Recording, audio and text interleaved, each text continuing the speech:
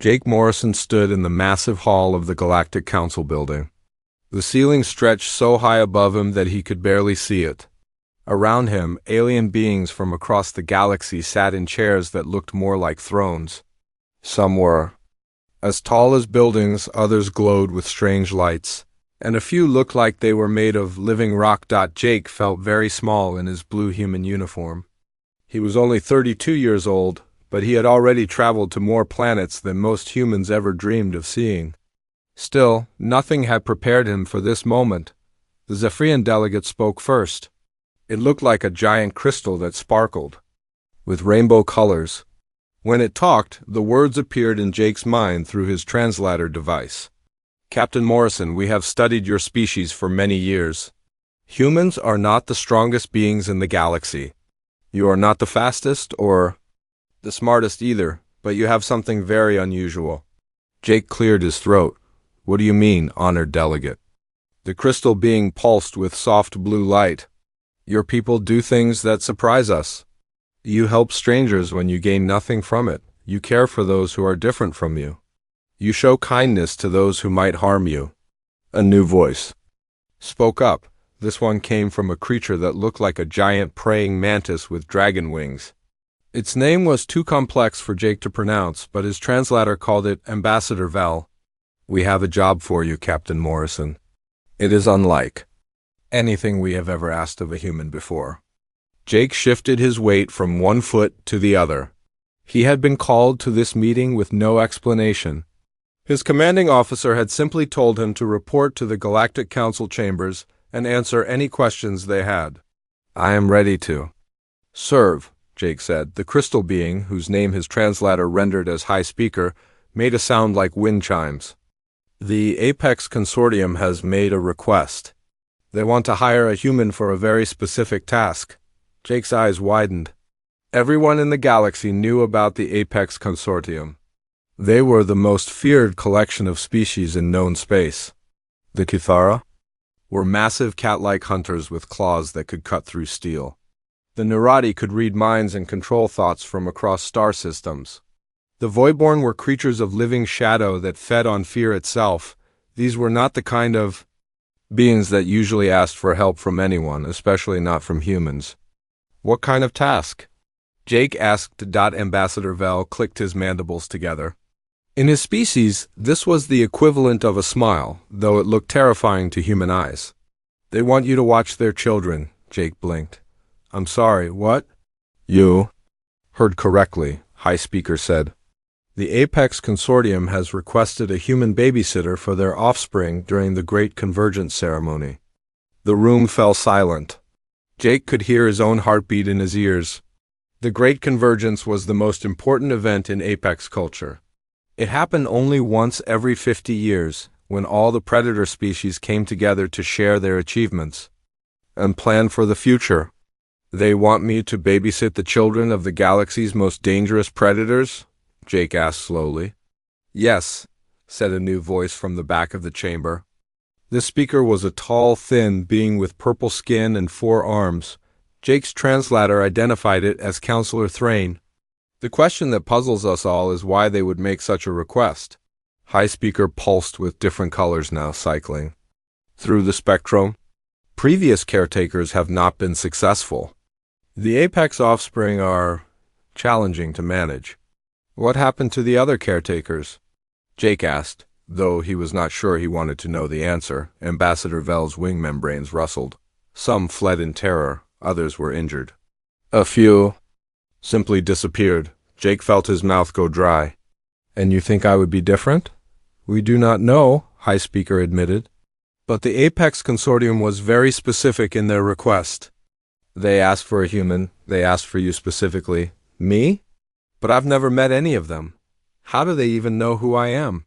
Counselor Thrain stepped forward. Your reputation precedes you, Captain Morrison. The incident on Kepler Station where you talked down the raging horde without firing a single shot.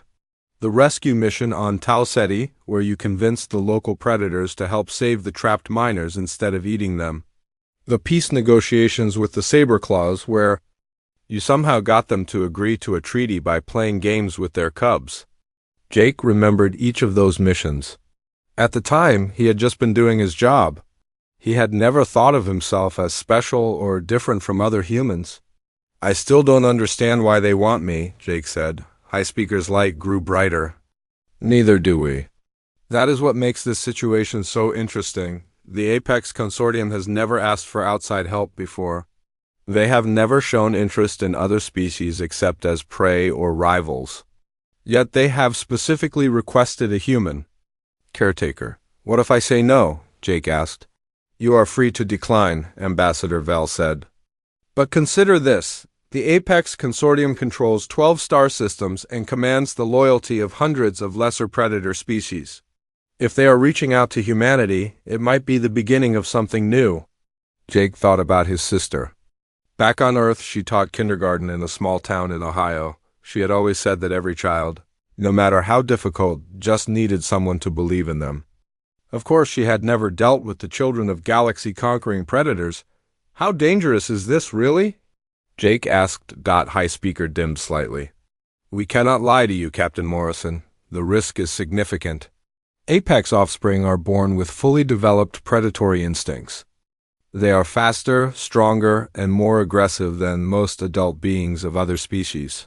They have been known to attack without warning and show no mercy. But," Counselor Thrain added, "they are still children. They are learning and growing. Perhaps that is why the Apex Consortium chose a human. Your species has a unique relationship with young ones." Jake closed his eyes and took a deep breath. He thought about all the times in his career when he had been asked to do impossible things. Somehow, he had always found a way to succeed. Not through violence or threats, but by trying to understand others and find common ground. "What exactly would I be doing?" Jake asked. Ambassador Vel's mandibles clicked again. "The Great Convergence lasts for 7 days. During that time, the adult Apex will be engaged in ceremonies, competitions, and negotiations. Their offspring need supervision and care. You would be responsible for keeping them safe, entertained, and out of trouble." "How many children are we talking about?" "3, High Speaker said. "One from each of the primary Apex species." Jake felt a small relief. 3 was manageable. He had dealt with larger groups before. "When do I need to give you an answer?" Jake asked. "Now," all 3 council members said at the same time. Jake looked around the chamber at the assembled alien beings. They were all watching him with expressions he could not read. He thought about his sister again, and about all the times he had succeeded by simply treating others with kindness and respect. "I'll do it," Jake said. High Speaker flared with brilliant white light. "Excellent. Transport to the Apex homeworld departs in 6 hours. You will be escorted by a Cathara delegation." As Jake walked out of the chamber, he wondered what he had just gotten himself into. The children of the galaxy's most feared predators were waiting for him, and he had no idea what to expect, but deep down, he felt something he had not expected: excitement. Maybe, just maybe, this would be the adventure. That would change everything. The transport ship shook as it entered the atmosphere of Carnifax Prime. Jake pressed his face against the small window and looked down at the planet below. The world was dark and covered in thick clouds that flashed with lightning. Massive black structures rose from the surface like the bones of some giant dead creature. Jake had traveled to many strange worlds, but none had looked as frightening as this one. The very air seemed to pulse with danger. He could feel his heart beating faster. As the ship descended toward the landing platform, his escort stood behind him, silent and watchful. Her name was Razor Wine Through Shadows, though Jake had been told he could call her Razor for short. She was a Cathara, one of the most feared hunter species in the galaxy. Razor was nearly 10 feet tall with black fur that seemed to move on its own. Her golden eyes never looked away from Jake, and he could see the muscles under her fur ripple with each breath. Her claws were as long as Jake's fingers and looked sharp enough to cut through metal. "Human Jake Morrison," she said in a voice like distant thunder. "You are smaller than I expected." "I get that a lot," Jake replied, trying to keep his voice steady. "The others will be surprised," Razor continued. "Most humans we have encountered were larger and carried many weapons. Jake looked down at his simple uniform. He carried no weapons except for a small emergency beacon. I'm not really a soldier, I'm more of a problem solver. Razor's ears twitched. What kind of problems do you solve? Usually the kind that involve getting different people to understand each other, Jake said. The ship touched down with a heavy thud. Through the window, Jake could see the landing bay. It was enormous, carved from black stone and filled with ships of all sizes. Strange lights pulsed along the walls like veins in a living creature. We have arrived, Razor announced. Stay close to me, human. This world is not safe for your kind. Jake followed Razor out of the ship and into the landing bay. The air was thick and warm, with a smell like rain and electricity. Other creatures moved through the shadows between the ships. Jake caught glimpses of massive forms, glowing eyes, and movements too quick for him to follow. Do not stare, Razor warned. Many of my people consider eye contact to be a challenge. Jake quickly looked down at his feet as they walked. The floor was made of smooth black stone that seemed to absorb light.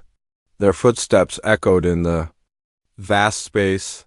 They passed through several corridors that seemed to breathe with their own life. The walls were covered in strange symbols that glowed faintly. Jake noticed that some of the passages were much larger than others, clearly designed for creatures of different sizes. Where are we going? Jake asked. To meet the Council of Claws. Razor replied. They wish to speak with you before you meet the young ones. They entered a lift that moved so smoothly Jake barely felt it. When the doors opened, they stepped into a chamber that took Jake's breath away. The ceiling was hundreds of feet high, and the walls were covered in carvings that seemed to move in the flickering light. 3 figures waited in the center of the chamber. Jake had studied images of the apex species during his journey, but seeing them in person was completely different. The first was clearly a Narati. It was tall and thin, with pale skin that seemed to glow from within. Its head was larger than the humans, with black eyes that seemed to contain entire galaxies. Instead of hair, it had long tentacles that moved slowly around its skull. The second creature was harder to look at directly. It was a Voidborn, a being of living shadow that seemed to exist in several dimensions at once. Its form shifted constantly, sometimes appearing solid, sometimes dissolving into mist. When it spoke, its voice seemed to come from everywhere and nowhere at once. The third was another Kithara, but even larger than Razor. Its fur was silver instead of black, and scars covered its arms and face. Its eyes burned with an intelligence that made Jake feel very small. I am Mind Ripper of Flesh, the Narati said without moving its mouth. The words appeared directly in Jake's mind. I lead the Narati delegation. I am the hunger that devours light, whispered the Voidborn. Its voice sounded like wind through empty space. I speak for the Voidborn Collective. And I am Bloodfang Deathbringer, roared the large Kithara. I am the Alpha of the Kithara Pack. Jake swallowed hard. These were beings whose names alone had started wars. Nice to meet you all, I'm Jake. The 3 predators looked at each other. Jake had the feeling they were communicating in ways he could not understand. You are very calm for a human, Mind Ripper of Flesh observed. Most of your kind become terrified in our presence. I'm pretty scared, Jake admitted. But I'm also curious. Why did you ask for a human babysitter? Bloodfang Deathbringer's tail lashed back and forth. Our offspring require supervision during the Great Convergence. Traditional caretakers from our own species have proven inadequate. What happened to them? Jake asked. They were consumed. The hunger that devours light whispered with what might have been amusement. Jake felt his stomach drop. Consumed? Not eaten, Mind Ripper of Flesh clarified. Though some were injured. Our young ones are born with fully developed hunting instincts. They see other predators as competition or threats. But you think they might react differently to a human? Jake asked. We do not know, Bloodfang Deathbringer said. That is why we wish to try this experiment. The hunger that devours light moved closer to Jake. He could feel the temperature drop around him. Your species is unique. You are not predators, yet you survive. You are not the strongest, yet you do not flee. You are not the most intelligent, yet you solve problems others cannot. We have observed humans in many situations, Mind Ripper of Flesh added. You have a talent for connecting with young creatures, even those not of your own species. Jake thought about the various missions he had been on. It was true that he had often found himself working with youngsters from different species. There had been the Saberclaw cubs on Tau Ceti, the young Christide singers on Vega Prime, and the adolescent hive workers on Kepler Station. What makes you think your children won't see me as prey? Jake asked. Perhaps they will, Bloodfang Deathbringer said with a sound that might have been laughter. But you are expendable. If you fail, we will find another approach. Jake felt a chill run down his spine. That's comforting. However, the hunger that devours light continued. We do not expect you to fail. Our intelligence suggests that humans possess something we do not understand. Something that allows you to succeed where others fail. What's that? Jake asked. We do not know, Mind Ripper of Flesh replied. Perhaps you will show us. Razor stepped forward. The young ones are waiting. Shall we proceed to the nursery? Jake looked at the 3 terrifying predators, then at his escort. He thought about his sister back on Earth, who had always said that every child just needed someone to believe in them. Lead the way, Jake said, as they walked through more corridors. Jake noticed that the walls were covered with images of hunts and battles. The apex species celebrated strength and victory above all else. But there were also smaller images tucked between the larger ones. Pictures of adults with young ones, of teaching and learning, of family groups. Are you nervous? Razor asked quietly. Terrified, Jake admitted, but also excited. I've never met children like these before. No one has, Razor said. That is why this is so important. If you succeed, you will have done something unprecedented. And if I fail, then you will have died trying to do something brave. Jake was not sure if that was meant to be encouraging or not. But as they approached the nursery, he felt his fear being replaced by curiosity. What would the children of the galaxy's most feared predators be like? What did they need? What did they want? Soon he would find out. The massive doors to the nursery stood before them, covered in symbols that seemed to pulse with their own light. Jake could hear sounds from within. Not the roars or screams he expected, but something else. Something that sounded almost like playing. Are you ready? Bloodfang Deathbringer asked. Jake took a deep breath. As ready as I'll ever be. The doors opened, and Jake stepped into the unknown. The nursery was nothing like Jake had expected. Instead of cribs and toys, the enormous room was filled with obstacle courses, climbing structures, and what looked like miniature weapons. The walls were covered in scratches and scorch marks. In the center of the room, 3 small figures played what appeared to be a very violent game of tag. Jake stepped into the room and immediately felt 3 pairs of eyes lock onto him. The adult predators had followed him in but stayed near the entrance. Watching carefully, the first child was a young Cathara, no bigger than a house cat, but with the same golden eyes as the adults. Its black fur was fluffy and soft-looking, but Jake could see tiny claws that gleamed like silver needles. It crouched low and tilted its head. Studying Jake with intense curiosity, the second child was a Voidborn, though much smaller than the adult version. It flickered between solid and shadow, sometimes appearing as a small humanoid figure, other times as a wisp of dark smoke. Its eyes were points of light in the darkness of its face. The third child was a Narati, with the same pale skin and large black eyes as the adult, but its head tentacles were shorter and moved more playfully. It stood perfectly still, clearly trying to read Jake's mind. "Hello there," Jake said softly, kneeling down to their level. "I'm Jake. I'm going to be taking care of you for a while." The young Cathara, who Jake learned was called Tiny Claw, immediately hissed and pounced. Jake had been expecting this based on what the adults had told him. The small creature flew through the air with its claws extended. Aiming directly for Jake's face, without thinking, Jake caught the little predator gently, but firmly. Instead of fighting back or showing fear, he redirected its momentum and rolled backward, turning the attack into a playful tumble across the soft floor. "Whoa there, little guy," Jake laughed as he came to a stop with Tiny Claw sitting on his chest, looking completely stunned. That was a great pounce, but maybe we should save the hunting practice for later? Tiny Claw stared at Jake with wide, golden eyes. No one had ever survived its attack before. More importantly, no one had ever turned it into a game. The little Cathara made a sound that was half purr, half growl behind them. Jake heard Bloodfang Deathbringer make a sound of surprise. Impossible, the adult Cathara rumbled. No caretaker has ever caught Tiny Claw mid-pounce. Before Jake could respond, the young Voidborn materialized directly behind him.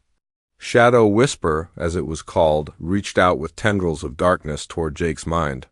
This was how young Voidborn played, by trying to feed on fear and confusion, but when Shadow Whisper touched Jake's thoughts, it found something unexpected. Instead of terror, it discovered genuine amusement and affection.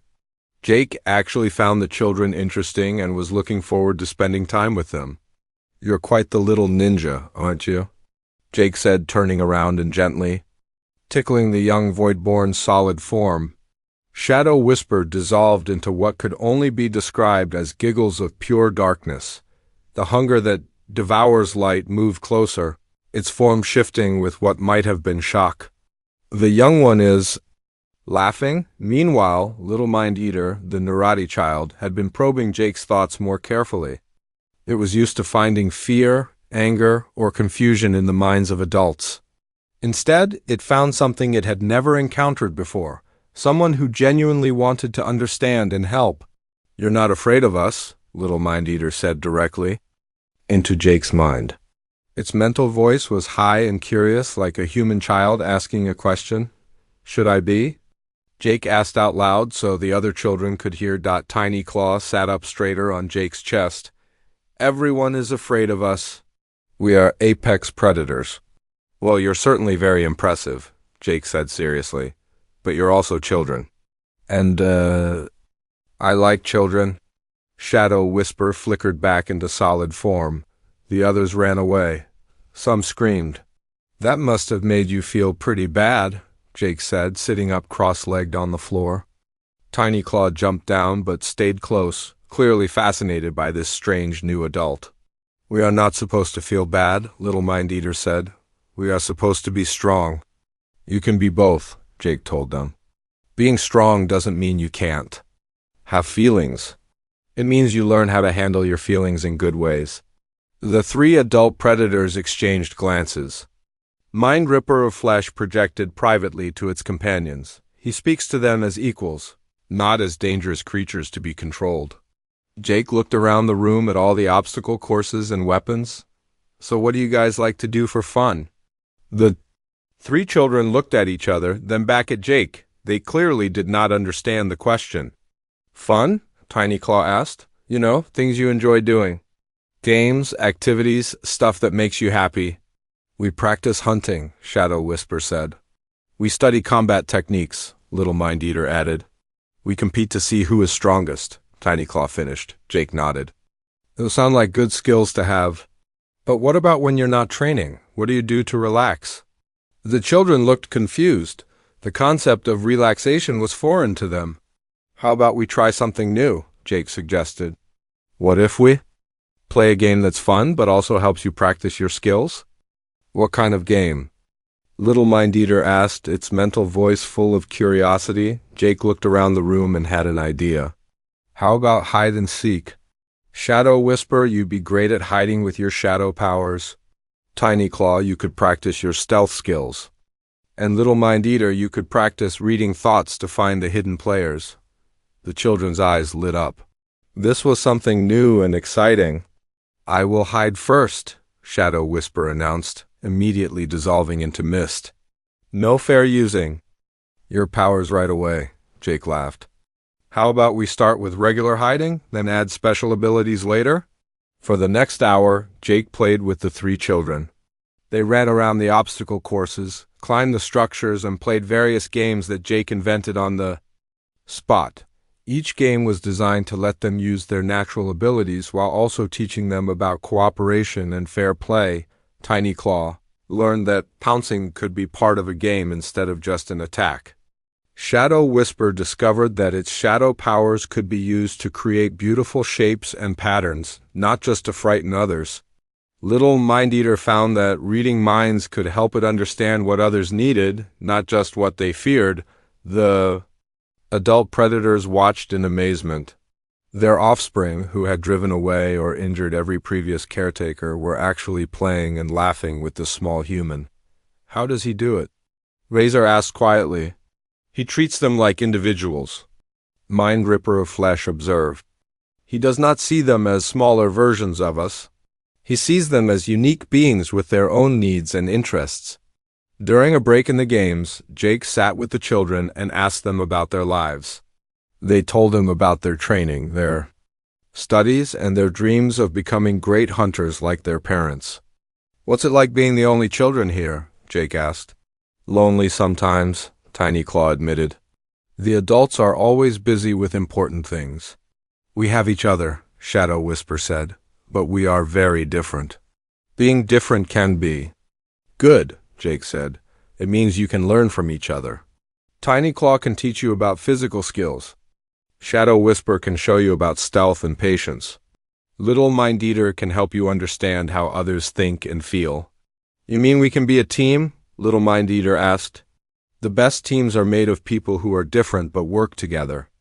Jake explained. As the day went on, Jake noticed that the children began to work together more. When they played games, they started helping each other instead of just competing. When one of them got frustrated, the others would offer comfort. Bloodfang Deathbringer approached Jake during another break. What magic do you use on them? Jake looked up from where he was sitting with Tiny Claw curled up in his lap like a very dangerous kitten. No magic. I just listen to them and try to understand what they need. And what do they need? The adult Cathara asked. The same thing all children need, Jake said. Someone to believe in them. Someone to play with them, and someone to help them figure out who they want to be. The three adult predators looked at their offspring, who were now playing a cooperative game they had invented themselves.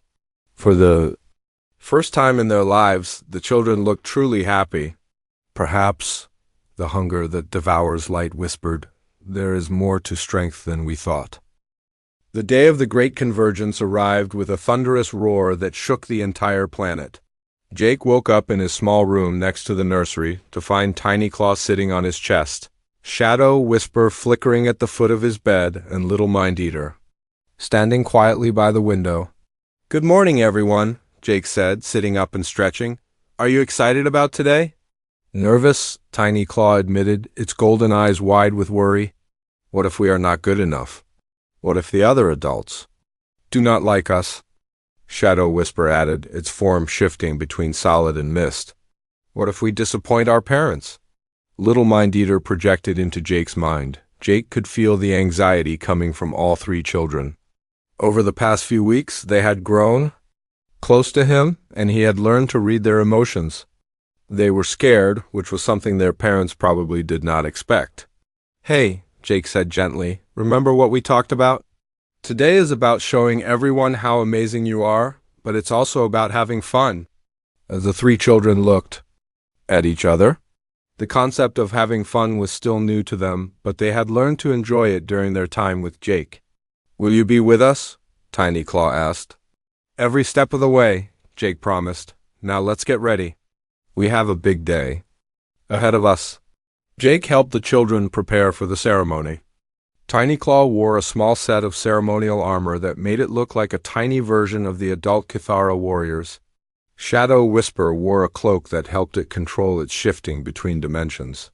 Little Mind-Eater had a special headband that would help focus its growing psychic abilities. As they walked toward the Colosseum of Screams, Jake was amazed by the size of the gathering.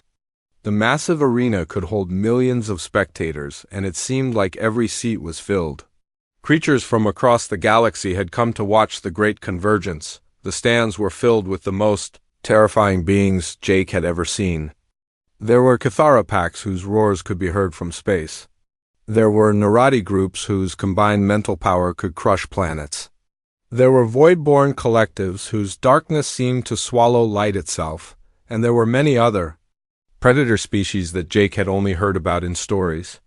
The bone crushers from the Outer Rim, whose jaws could bite through starship hulls. The Stormbringers from the Lightning Worlds, who could control weather with their thoughts. The Fire Dancers from the volcanic systems whose touch could melt steel.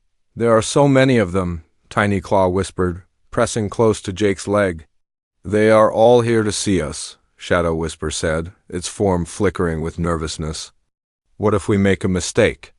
Little Mind Eater asked. Jake knelt down to their level. Listen to me. You three are the most special young ones I have ever met. You are brave, smart, and kind. No matter what happens today, I am proud of you. The children stood a little straighter. Jake's words gave them confidence. The ceremony began with the traditional displays of strength and ferocity. Adult predators took turns showing off their hunting skills, their battle techniques, and their ability to inspire fear. The crowd roared its approval or hissed its disapproval based on each performance. Then came the young one's turn. Jake watched as offspring from various predator species demonstrated their developing abilities. Most of the displays were focused on violence and dominance. The young ones tried to prove how scary they could be, how well they could hunt, and how strong they were compared to others. The crowd seemed to enjoy these traditional displays, but Jake noticed something else. Many of the young predators looked unhappy. They were performing because they had to, not because they wanted to.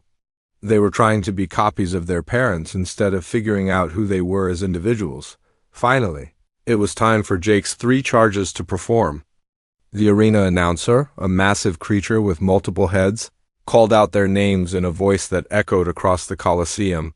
Tiny Claw of the Cathara Pack, Shadow Whisper of the Voidborn Collective, and Little Mind Eater of the Narati Council.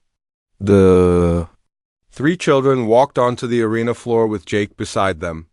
The crowd fell silent, curious about what these young ones would do, and why they had a human with them. Tiny Claw went first. Instead of the usual display of hunting and violence, it began to perform a complex dance that Jake had taught it. The dance combined martial arts moves with playful jumps and spins. It showed off Tiny Claw's speed and agility, but also its grace and control. The crowd watched in fascination as the young Cathara moved across the arena floor. This was not just a display of physical ability, but a performance that told a story. The dance showed a young hunter learning to balance strength with wisdom, power with responsibility. When Tiny Claw finished, the arena was completely silent. Then, slowly, a few creatures began to clap.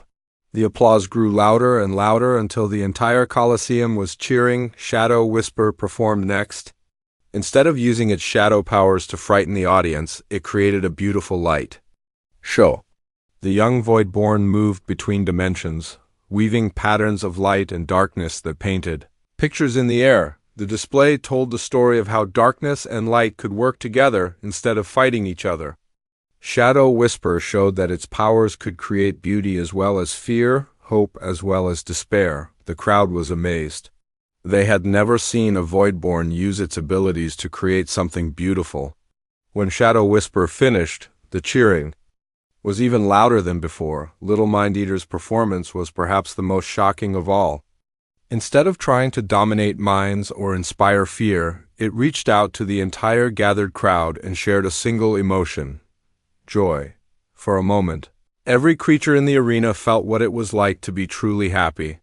Predators who had known only anger and hunger suddenly experienced the pure joy of a child at play. The feeling was so strong and so unexpected that many of them began to weep. When Little Mind Eater's performance ended, the arena was silent for a long moment. Then something unprecedented happened.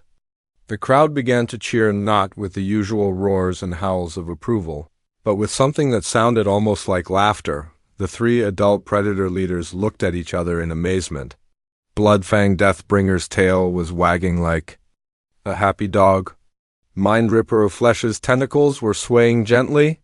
The hunger that devours light had taken on a brighter, more solid form. What have you done to them? Bloodfang Deathbringer asked Jake as the children ran over to him, their eyes bright with excitement. Did you see? Tiny Claw asked. Everyone was cheering.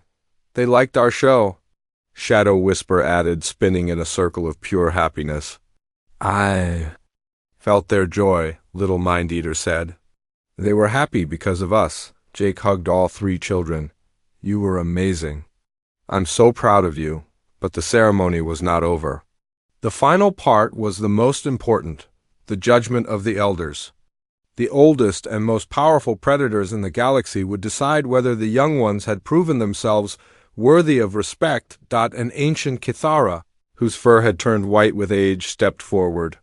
These young ones have shown us something new, she said in a voice that carried across the arena.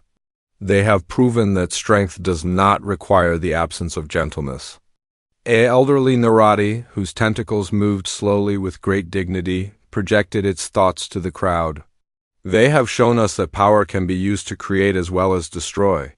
Finally, an ancient Voidborn, whose darkness seemed to contain the wisdom of ages, spoke. They have reminded us that we were all children once, and that joy is not weakness but the greatest strength of all. The crowd erupted in cheers that could be heard from orbit. The three children had not just passed their test, they had changed the entire ceremony. As they walked back to the preparation area, Jake felt a deep sense of satisfaction. The children had discovered that they could be strong while also being kind, powerful while also being gentle. What happens now? Tiny Claw asked. Now, Jake said, you get to decide what kind of adults you want to become. The three children looked at each other and smiled. For the first time in their lives, they felt like they had choices. After the ceremony, Jake found himself once again standing before the three adult predator leaders. But this time, everything was different. The massive chamber felt less threatening, and the adults seemed more curious than dangerous. Tiny Claw sat on Jake's shoulder, grooming its small claws. Shadow Whisper flickered between solid and mist at his feet, playing with patterns of light. Little Mind Eater stood beside him, its mental presence warm and comfortable in his mind. Human Jake? Morrison, Bloodfang Deathbringer began, his voice softer than before. You have accomplished something we believed was impossible. You have taught our offspring to be strong without being destructive. Jake looked down at the three children, who had become so dear to him over the past weeks. They were already strong. They just needed to learn different ways to show it. Mind Gripper of Flesh stepped closer, its tentacles moving slowly. We have been watching your species for many years. Humans are not the strongest beings in the galaxy. You cannot fly without machines. You cannot breathe in space. You cannot read minds or control shadows. That's all true, Jake agreed. Yet you survive, the hunger that devours light whispered. You explore dangerous worlds. You make friends with species that could destroy you. You succeed where others fail. Razorwine through shadows entered the chamber, her golden eyes bright, with something Jake had never seen before. The council has been discussing what happened today. Your young ones did not just perform well. They changed something in all of us. Jake felt confused. What do you mean? Bloodfang Deathbringer's tail swished back and forth. For generations, we have taught our offspring that strength means never showing weakness. That power means making others fear you. That being an apex predator means always being ready to fight. But today, Mind Ripper of Flesh continued, our young ones showed us something different. They showed us that true strength might include gentleness, that real power might include kindness. Little Mind Eater looked up at Jake. You showed us that we could be strong and nice at the same time. You taught us that scary and fun could happen together, Shadow Whisper added. You made us understand that being the best does not mean hurting others, Tiny Claw said. Jake felt tears starting to form in his eyes. You three taught me things too? You showed me that everyone deserves a chance to be understood, no matter how different they seem. The hunger that devours light moved closer, its form becoming more solid. This is what puzzles us, human. We chose you as a test. We wanted to see if your species truly possessed the qualities our intelligence report suggested. We expected you to fail, Bloodfang Deathbringer admitted. We thought you would run away in fear, or be injured, or be unable to handle our offspring. What kind of test was it? Jake asked. The mind-ripper of Flesh's black eyes seemed to look directly into Jake's soul. We wanted to understand why humans succeed in situations where other species fail. We have watched you negotiate peace between enemies. We have seen you solve problems that seem impossible. We have observed you making friends with dangerous creatures. The question that has puzzled us, the hunger that devours light continued, is how you do these things. What makes humans special? Jake thought about this for a moment. I don't think we're special. We're just different. Different how? Razor asked. Well, Jake said slowly, we're not the strongest, so we learn to work together. We're not the scariest, so we learn to understand others. We're not the most powerful, so we learn to find solutions that don't require force. Tiny Claw tilted its head. You mean you learn to be strong in different ways? Exactly, Jake said. And maybe that's what I tried to teach you three. You don't have to be strong the same way your parents are. You can find your own way to be strong. The three adult predators exchanged glances. They were communicating in ways Jake could not understand, but he could feel the change in the atmosphere. Human Jake Morrison, Bloodfang Deathbringer said formally, the Apex Consortium has a proposition for you. What kind of proposition? Jake asked. We would like to invite your species to join our alliance, Mind Ripper of Flesh announced. Not as prey or servants, but as partners. Jake's eyes widened. Partners? You have shown us that there are forms of strength we never considered, the hunger that devours light explained. Perhaps it is time for the galaxy's most feared predators to learn from the galaxy's most unlikely survivors. What would this partnership look like? Jake asked. Razor stepped forward. We have been discussing this with the other predator species. We believe that combining our strength with your wisdom could create something powerful. We are good at hunting and fighting, Bloodfang Deathbringer said. But you are good at understanding and connecting. We can inspire fear, Mind Ripper of Flesh added, but you can inspire hope. We can destroy, the hunger that devours light whispered, but you can create. Jake looked at the three children, who were watching him with bright, curious eyes. What do you three think about this? It sounds exciting, Tiny Claw said. We could explore the galaxy together. We could help other young ones learn what we learned, Shadow Whisper added. We could show everyone that different can be good. Little Mind-Eater projected. Jake smiled. That sounds like a wonderful idea. Bloodfang Deathbringer made a sound that might have been laughter. There is one more thing, human. We would like you to be our ambassador to your species. You would help us learn to work together. And, Mind Ripper of Flesh continued, we would like you to continue working with young ones from all our species. You have a gift for teaching them things we cannot. Jake felt overwhelmed. A few weeks ago, he had been a simple space captain. Now he was being asked to help create a new alliance between species that had been enemies for centuries. I accept, Jake said, but I have one condition. The predators looked surprised. What condition? These three come with me, Jake said, gesturing to the children. They've become like family to me, and I think they could help other young ones learn what they've learned. The three children looked up at him with pure joy in their eyes. We would like that very much, Tiny Claw said. We want to stay with you, Shadow Whisper added. You are our favorite human, Little Mind-Eater projected with warm affection. The adult predators conferred among themselves, then nodded. It is agreed. Bloodfang Deathbringer announced. You will be our ambassador, and these three will be your assistants? 6 months later, Jake stood on the bridge of a new kind of ship. It was called the Harmony's Edge, and it was the first vessel designed by both humans and apex predators working together. The ship was powerful enough to survive in the most dangerous parts of the galaxy, but it was also equipped with facilities for teaching, learning, and peaceful exploration. Tiny Claw had grown larger and stronger, but it had also learned to use its abilities to help others rather than just to hunt.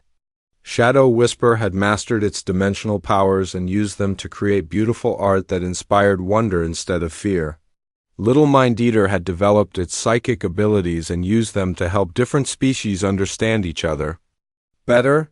Together they traveled the galaxy, visiting worlds where young beings needed help, where conflicts needed to be resolved, and where different species were learning to work together. Jake had discovered that the most important battles were not won with weapons or force, but with understanding and kindness. The galaxy's most feared predators had learned that true strength came not from making others afraid, but from helping others grow, and perhaps most importantly, 3 young predators had learned that they could be anything they wanted to be. As long as they remembered to be kind to others along the way, the galaxy was a different place now, and it was getting better every day.